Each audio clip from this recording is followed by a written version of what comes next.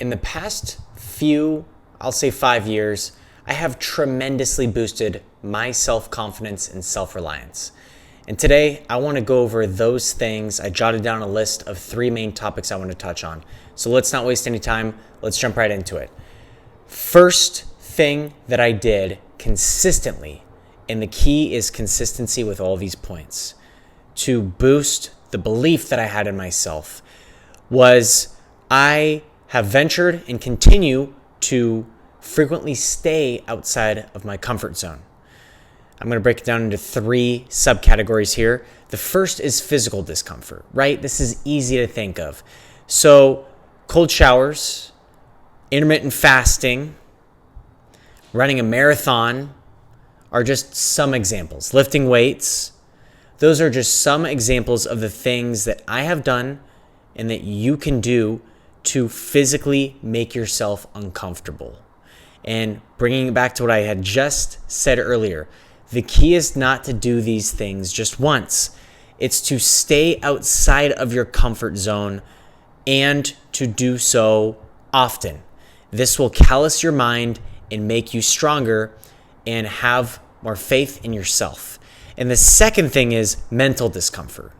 For me, going back to school, earning a couple of graduate degrees, moving to a new city were just a couple of the leaps of faith that I took and things that I did to push myself outside of the zone that I felt comfortable in, mentally speaking.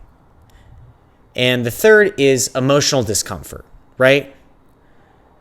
I really improv'd just recently a speech, just offhand.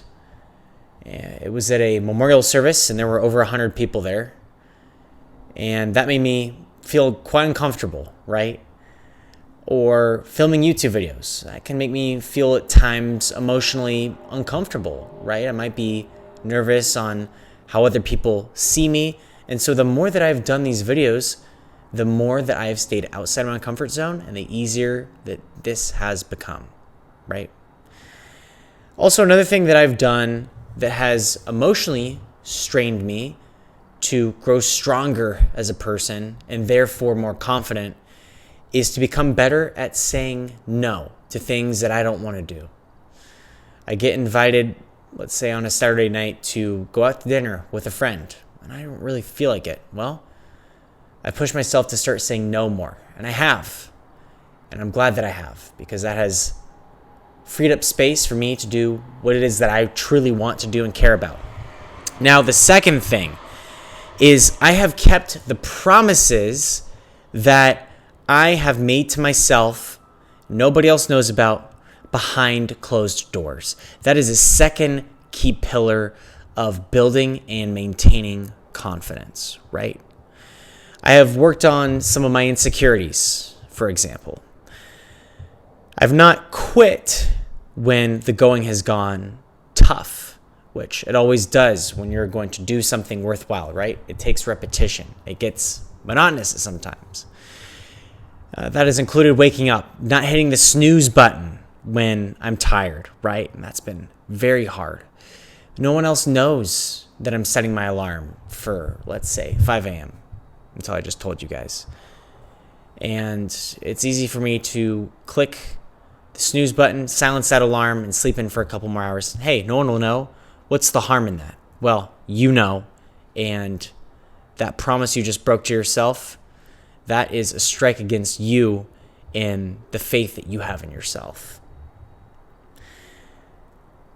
So another thing that I jotted down is being able to work internally and be motivated internally or intrinsically, as opposed to being motivated extrinsically or externally.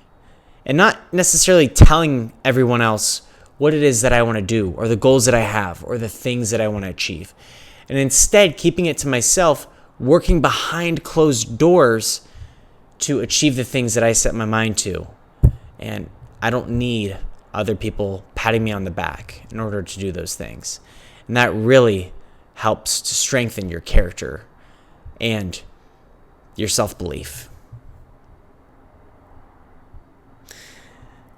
So another example, which I kind of touched on, waking up early, getting sunlight, getting a good start to my day, and stacking wins. You hear about all these other people saying, starting your day, stacking wins. And it can be simple, like waking up and brushing your teeth when you don't feel like it. Waking up and going into the shower and getting clean when you don't feel like it. Waking up and going for a swim when you don't feel like it. You see, it's generating the momentum for consistent wins over time. And that is going to skyrocket your self-confidence, okay? And the third thing that I included, the third key pillar, is owning up to and accepting the fact that this is not a linear process. If you would have asked me 5 or even more years ago, I would, even just logically thinking, assume that you get gains in self-confidence linearly over time.